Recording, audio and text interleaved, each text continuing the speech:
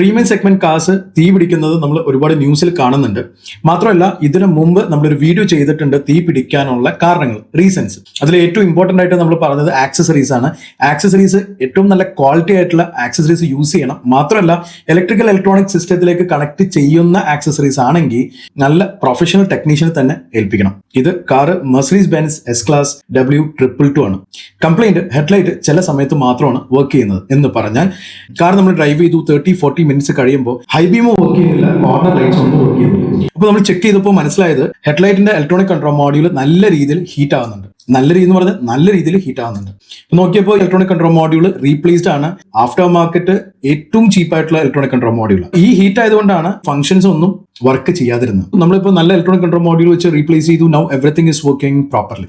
അപ്പോൾ electronic control modules നമ്മൾ select ചെയ്യുമ്പോൾ നല്ല ക്വാളിറ്റി ആയിട്ടുള്ള ഇലക്ട്രോണിക് കൺട്രോൾ മോഡ്യൂൾസ് തന്നെ സെലക്ട് ചെയ്യണം. അപ്പോൾ ഇതൊന്ന് ശ്രദ്ധിക്കണം.